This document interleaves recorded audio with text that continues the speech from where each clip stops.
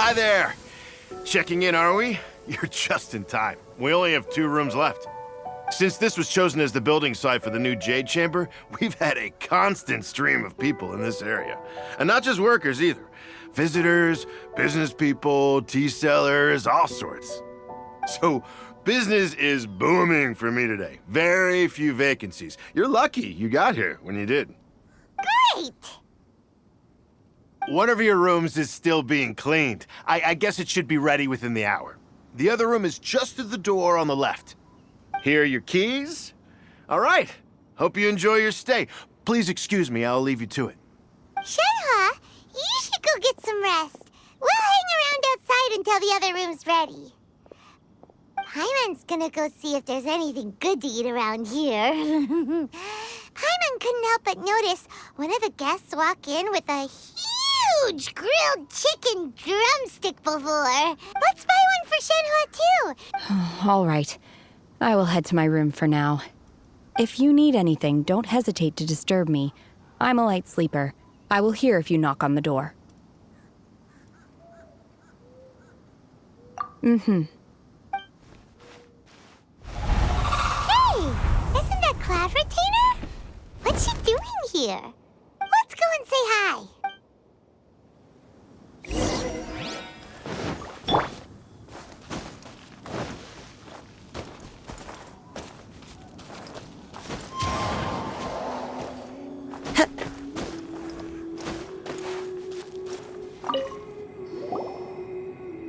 One trusts you have met Shenhe.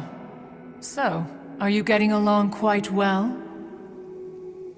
So far, so good. Yeah. So, you know Shenhe too, Cloud Retainer? Naturally.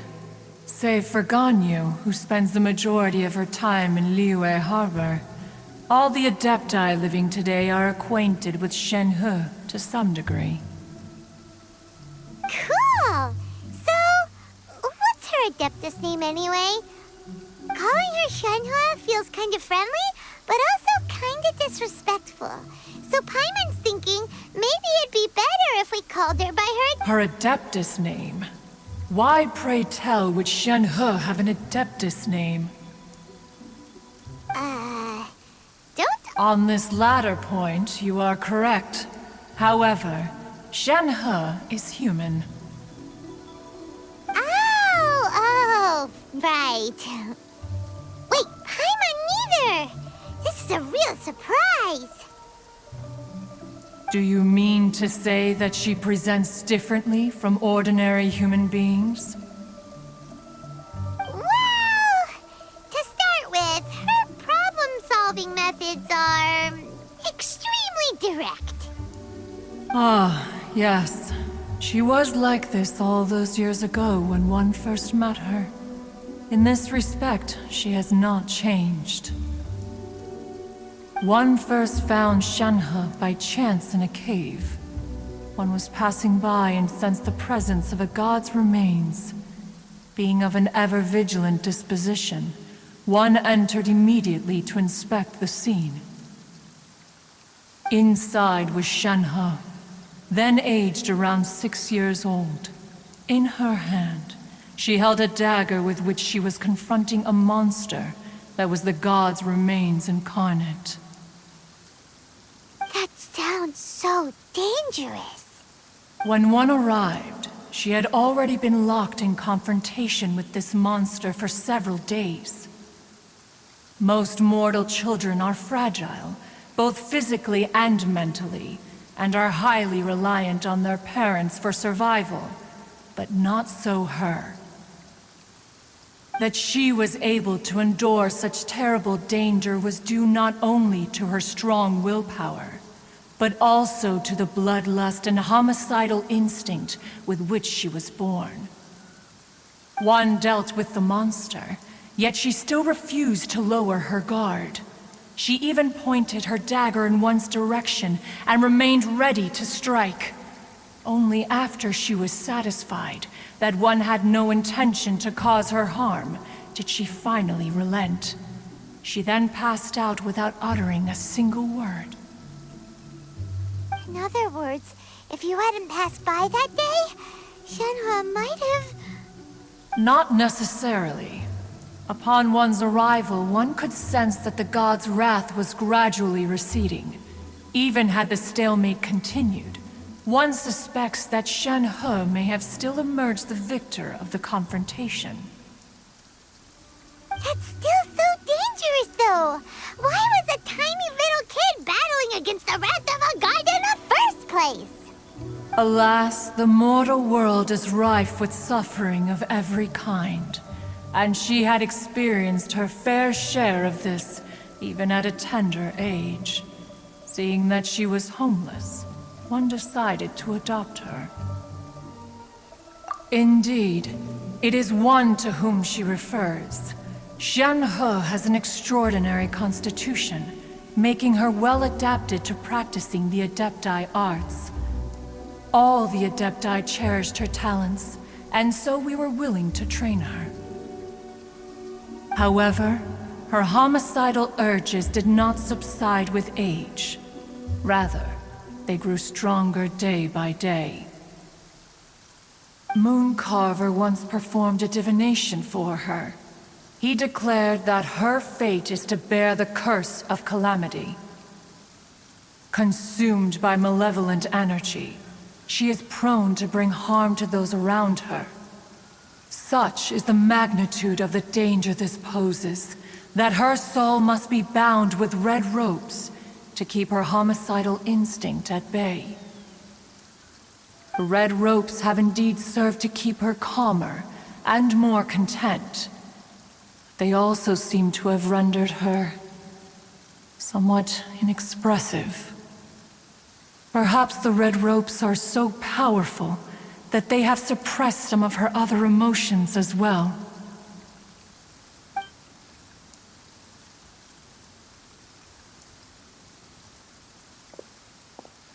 It is only by fate that people's paths may cross.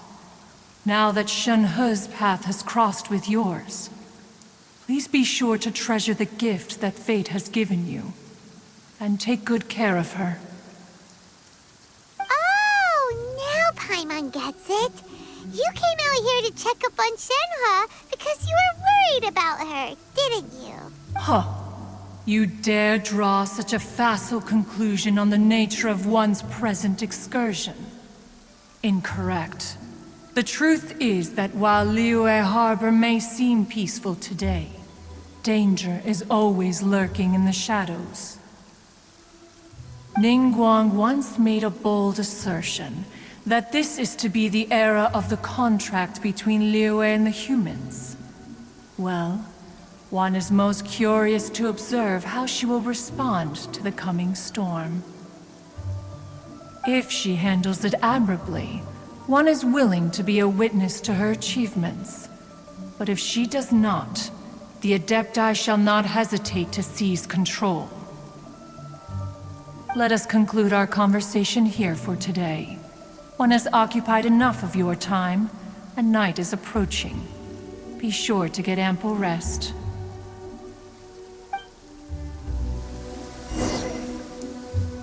So, Shenhe isn't an Adeptus after all. She just grew up around the Adepti. Oh, no wonder she doesn't like being treated as an Adeptus. Having everyone falling over themselves to show their respect all the time must be kind of hard to deal with. A human raised by the Adepti is precisely what Liyue...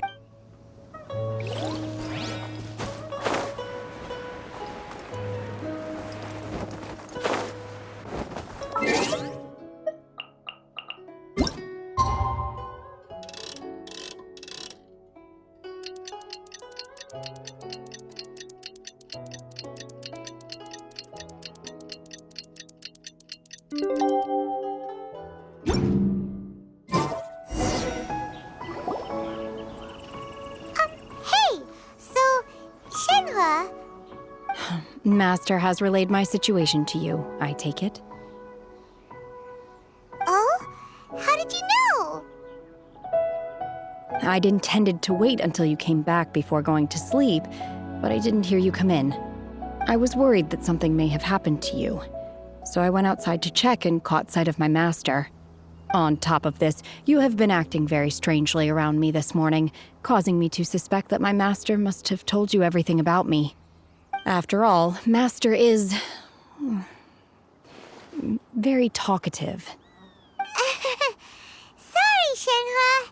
Paimon had you down as an adeptus this whole time, but it turns out Paimon was wrong. It's okay. I don't mind. The fault is mine for not explaining everything to you sooner, because in my experience, trying to explain is a futile pursuit. Still, though you mistook me for an adeptus, you never treated me as distant and unapproachable. Instead, you treated me as you would a friend. For this, I am very grateful indeed. To be fair, we've met our fair share of real adepti, too. Anyway, now it's settled. From now on, you're our friend. Whether you're an adeptus or a human isn't the important thing. First and foremost, we're just plain old friends. Got it. Although I don't know quite what it entails in terms of what I have to do, I must say I like the title friend very much indeed. Great! Well, now that we're all rested up, we should start searching for the other 2 items on the list. But before we do that, let's go to the building site and ask Ningguang's little helper how the progress is going. After all, Sunset Vermilionite is so rare. Oh, and another thing. We bought some grilled chicken drumsticks on the way back last night.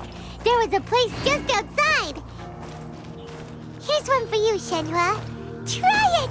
They're so good. I concur. It has a rich flavor, far more agreeable than those I've cooked for myself in the wilderness in the past.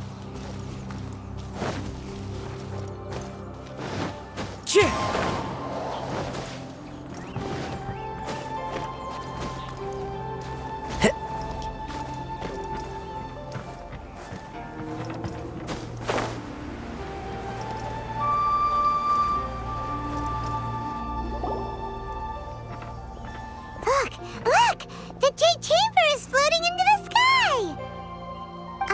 But it seems to be tied down by something. That's because it's not finished. Hey, Bywin! And hey, Beto! And hey, person Paimon doesn't know?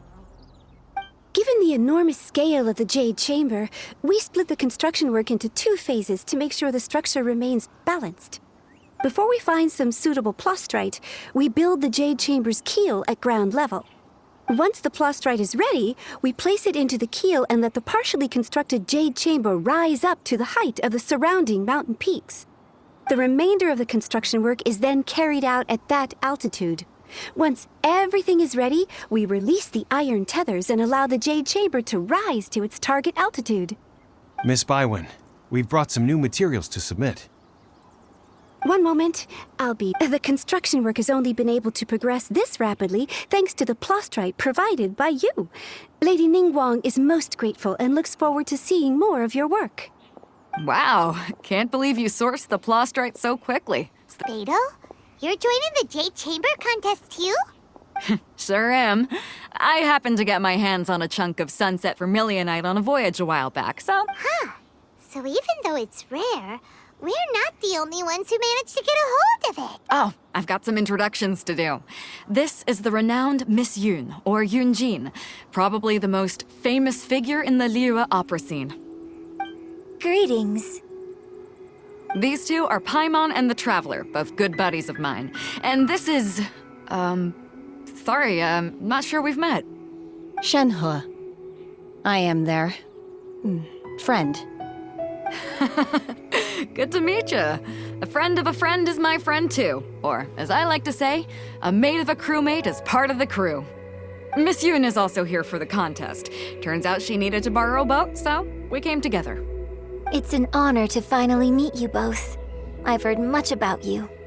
Miss Shenhe, though we are only meeting for the first time, I have a feeling that we will get along very well indeed.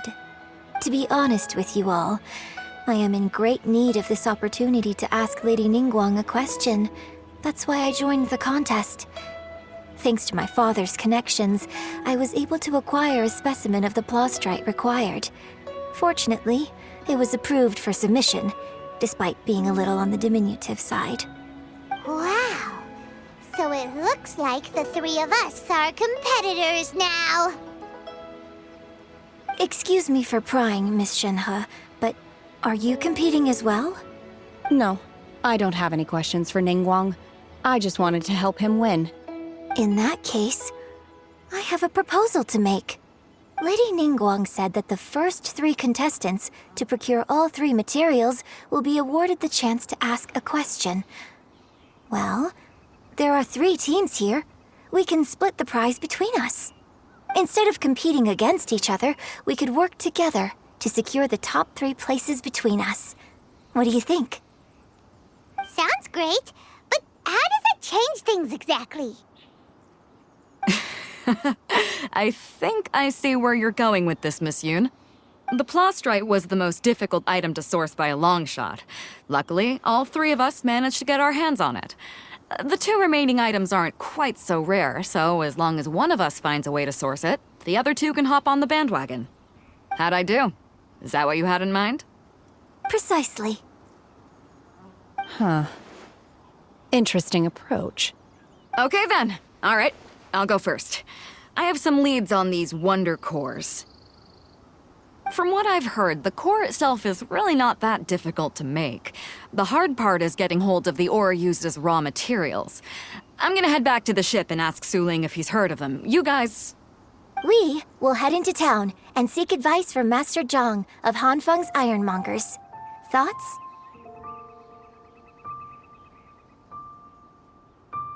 Wonderful. We'll split into teams then, and whoever makes progress first brings... I'm gonna take off. See you later. Okay, let's go! By the way, what question are you... I'm looking for a venue to host the performance of our new opera. Ooh, what's the opera? The opera is a labor of love by my father. It's called The Divine Damsel of Devastation.